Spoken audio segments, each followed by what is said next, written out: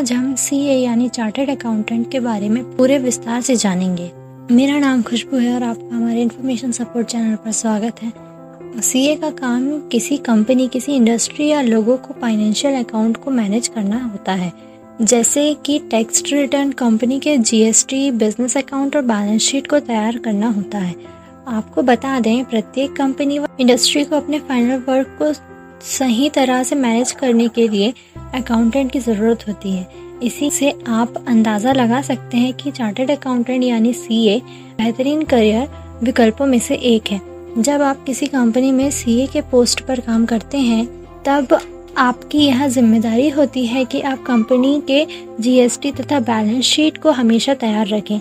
आप अपने क्लाइंट के टेक्स्ट को सही समय पर भरें और उसके टैक्स रिटर्न को भी सही समय पर अप्लाई करें। सीए बनने के लिए कोई निश्चित आयु सीमा नहीं होती। सीए आपकी एज 21 वर्ष से ऊपर है और आपने 12th पास कर लिया है तो आप सीए बनने के लिए एलिजिबल हो जाते हैं।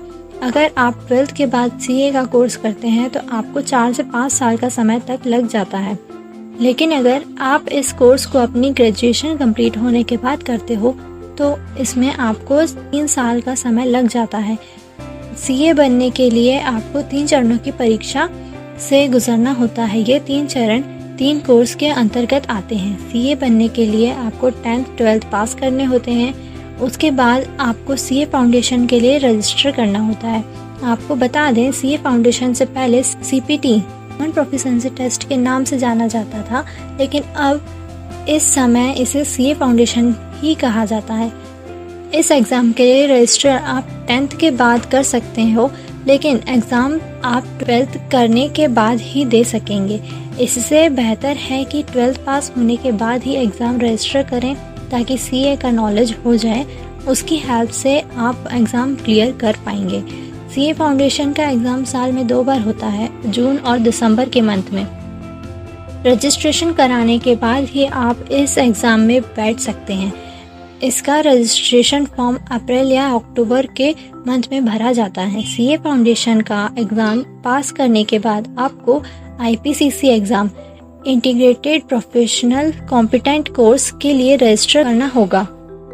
आईपीसीसी का एग्ज़ाम भी साल में 2 बार होता है, मई और नवंबर के मंथ में। आईपीसीसी एग्ज़ाम के कुल 7 पेपर होते हैं, जो कि 2 ग्रुप में बांटा गया है। ग्रुप 1 4 पेपर और ग्रुप 2 3 पेपर से मिलकर बना है। Group 1 paper accounting, business law, communication, cost accounting, financial account, taxation, and group 2 papers name advance accounting, auditing, assurance, information technology, strategic management. IPCC exam में आपके कम से कम हर सब्जेक्ट में 40 मार्क्स आने चाहिए। कहने का मतलब ये है कि आईपीसीसी एग्ज़ाम में कुल 50 मार्क या इसके ऊपर मार्क्स होने पर ही आप इस एग्ज़ाम को क्वालिफाई कर सकते हैं। जब कैंडिडेट आईपीसीसी एग्ज़ाम को क्वालिफाई कर लेते हैं, तब उन्हें 9 घंटे का आईटीटी कोर्स और 35 घंटे का ओरिएंटेशन कोर्स करना होता है। इस कोर्स को कंप्लीट करने के बाद ओरिएंटेशन 3 साल की आर्टिकलशिप ट्रेनिंग होती है। ऊपर बताए गए तीनों स्टेप को कंप्लीट करने के बाद आप सीए फाइनल के लिए रजिस्टर कर सकते हैं। सीए फाइनल का एग्ज़ाम साल में 2 बार मई और नवंबर के मंथ में होता है। इस एग्ज़ाम में कुल 8 पेपर होते हैं, जो कि 2 ग्रुप में, ग्रुप 1 और ग्रुप 2 में विभक्त होते हैं। दोनों ग्रुपों में कुल 4 पेपर होते हैं। Group 1 papers name financial reporting, strategic financial management, advance ऑडिशन and professional ethics, corporate and allied law. Group 2 papers name advance management accounting, information system control, audit, direct tax law और indirect tax law. CA final का exam काफ़ी कठिन होता है, क्योंकि यही वह एग्ज़ाम है जिसके पास करने के बाद आप सीए बन जाते हैं। फाइनल अकाउंट एग्ज़ाम को क्वालिफाई करने के बाद कैंडिडेट को ICAI, institute of chartered accounting of India द्वारा चार्टर्ड अकाउंटेंसी की डिग्री प्रदान की जाती है। अगर बात की जाए सीए करने में खर्च की, तो आपको बता दें, सीए फाउंडेशन, इंटरमीडिएट और फाइनल कोर्स की फीस लगभग 50,000 के आसपास है। लेकिन अगर आप साथ में सीए की कोचिंग भी करते हैं तो आपको अलग से सिर्फ कोचिंग के लिए ही 2 लाख रुपए तक खर्च करने पड़ सकते हैं। सीए होने के बाद अगर आप इंडिया में करियर को देखते हैं तो आपके लिए एक बेहतरीन करियर ऑप्शन है। सीए के समय में आपको अधिकांश इंडस्ट्री और ऑर्गेनाइजेशन देखने को मिल जाएंगे जहां सीए चार्टर्ड अकाउंटेंट की मांग बहुत ज़्यादा है। सीए बनने के बाद आप गवर्नमेंट या प्राइवेट किसी भी क्षेत्र में काम कर सकते हैं। सीए बनने के बाद आप banking, text management, auditing, financial account के जॉब में अपना करियर आसानी से बना सकते हैं।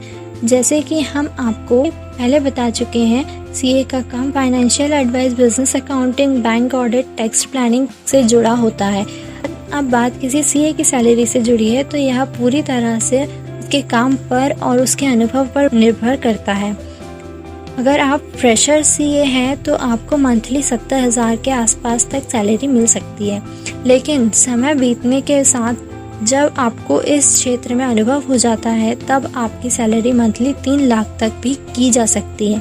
तो जैसे ही आप फाइनल ईयर में ये सारी एग्ज़ाम क्लियर कर लेते हैं, अब आपको ICAI कंपनी में अपने आप को रजिस्टर करना होगा।